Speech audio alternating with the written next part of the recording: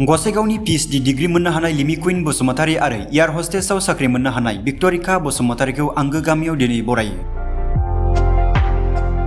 कक्राझार जिल्ला गसाइगाव महकुमानि सिङाव थानाय 2 नं जारागुरि गामिनि बावैसो Ph.D Degree मोननो हानाय लिमि कुइन बसुमतारी आरो एयार हस्टेसाव साख्रि मोननो हानाय भिक्टरिका बसुमतारीखौ दिनै गामियाव बरायदों। मेघालया शिलं नेहुनि एन्थ्रपलजी बिफाननि एसोसिएट प्रफेसर डक्टर जन्सली वेल डाकार बिथांनि दिथा होनायजों physical growth and nutritional status in relation to dietary habits and socio economic factors among Bodo' children of Kokrajhar district Assam आयदायाव फरायसंनानै थांनाय 30 एप्रिल सानखालि Ph.D Degree मोननो हानाय लिमि कुइन बसुमतारी आरो माखासे सान सिगाङाव एयार हस्टेसाव साख्रि मोननो हानाय भिक्टरिका बसुमतारीखौ दिनै बिथांमोननि आंगो गामि जारागुरियाव जारागुरि सर्वजनिन क्लाब काम लाइब्रेरिनि बानजायनायाव बरायनायखौ नुनो मोननाय जायो।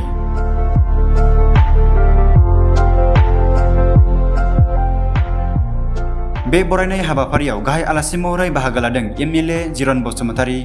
मिरु UPPL दोलोनि नेहाथारि समनाथ नार्जारी, जारागुरि गोजौसिन फरायसालिनि गोरायुं हाकिम त्राफ्तार आरो जारागुरि सर्वजनिन क्लाब काम लाइब्रेरिनि आफादगिरि गाहाय न्यायथारि बिथांमोनजों लोगोसे ओनसोलनि गोबां फोरोंगिरिफोर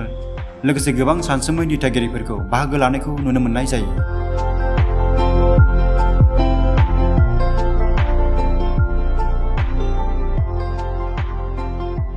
गिबियावनो आङो बाख्नायग्रोनो सानदों दिनै एसे मोजां फेलिसिटेसन प्रग्रामखौ खालामबाय जोंनि सर्वजनिन क्लाबनिफ्राय जारागुरि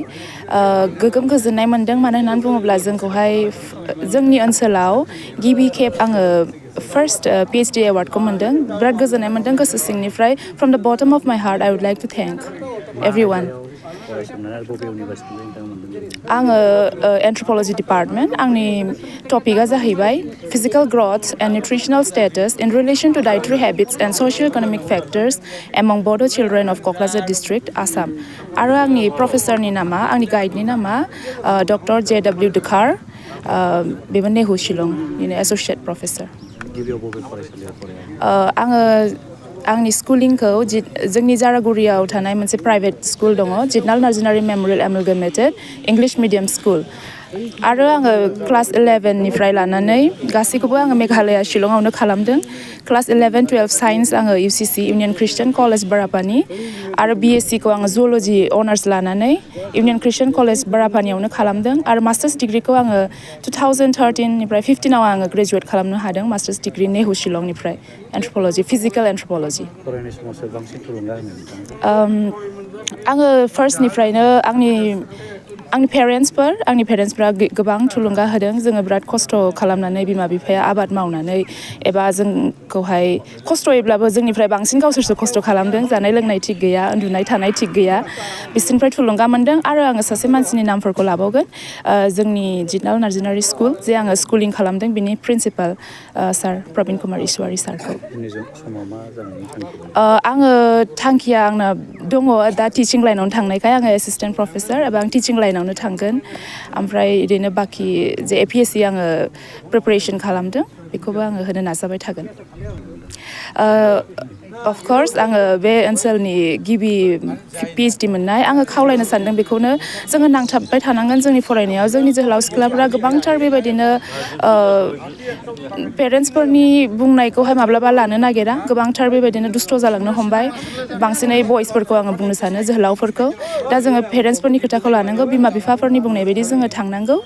आरो गावनि थांखिखौ नोङो जेब्लायबो नोङो होसोबाय था नोङो मोनसे गल खालाम नोङो गावनि फेथ लाखि नोङो फोथायनायखौ दोन आरो इसोरखौ नोङो जेब्लायबो सिगाङाव दोननानै प्रेयाराव थाबाय था अब्लानो नोङो सानसे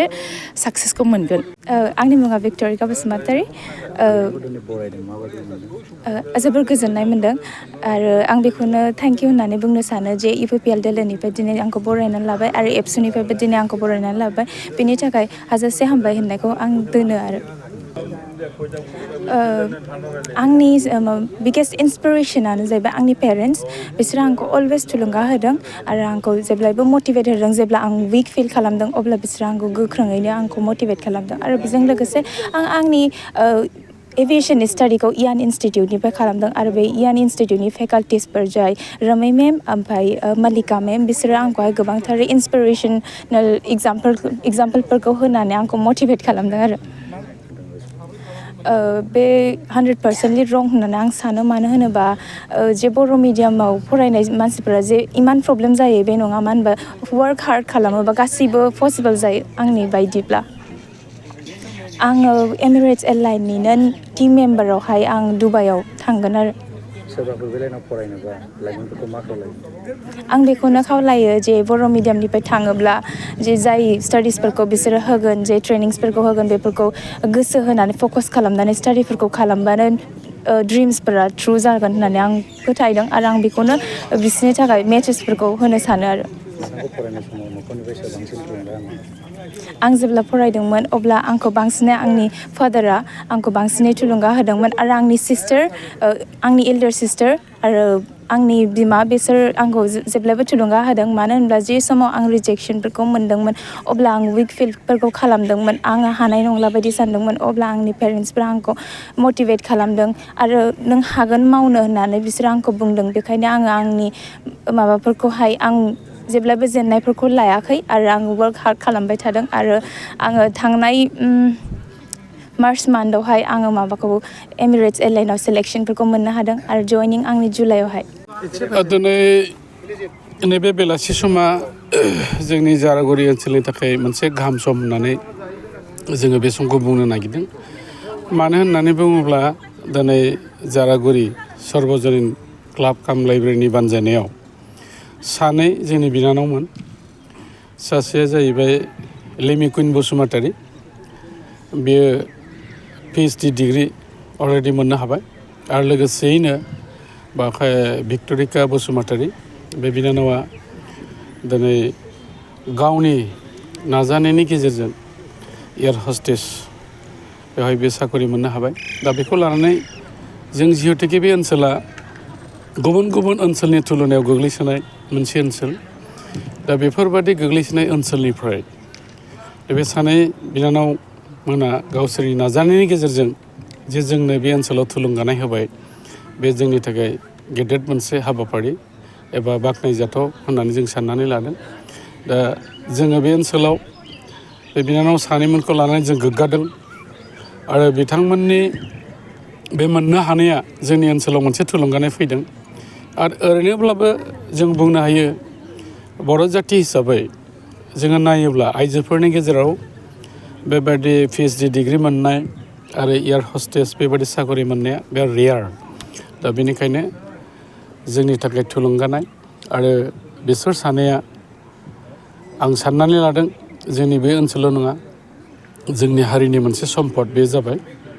दा इयुनाव बिथांमोननि जे थांबावनांगौ मावबावनांगौ हाबाफारि दं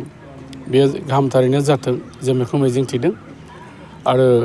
बिथांमोना जेरैबायदि नाजानानै दिनै साफा साफा सुबुं महरै ओनसोलाव आरो समाजाव गायसननो हादों फैबाय थानाय जोंनि उन्दै उन्दै गथ'फोर जायफ्रा दिनै कलेजाव फरायदों सोरबाया इउनिभारसिटियाव फरायदों बिसोरनि मोनसे थुलुंगा जानानै थाथों आरो बिसोरखौ जाहाथे फल' खालायो बेनि थाखाय साफ्रोमबो फरायसाफोरखौ आङो खावलायदों लोगोसे जाय गार्जेन बिथांमोन दङ बिथांमोनाबो गाव गावनि खुदियाफोरखौ मोनसे नङा मोनसे लामाजों थांनानै मोजां सोलोंथाइ लानो हाथों बेनि थाखाय आं बयखौबो दिथागिरि बिथांमोनखौ जोथोन लानो थाखाय खावलायदों आरो जोंनि गासै हाबाफारिया दिनै बेनोमोन बेनिखायनो जोंनि बे ओनसोल जोंनि बे जायगायाव जोबोद मोनसे रंजाखांनाय फैदों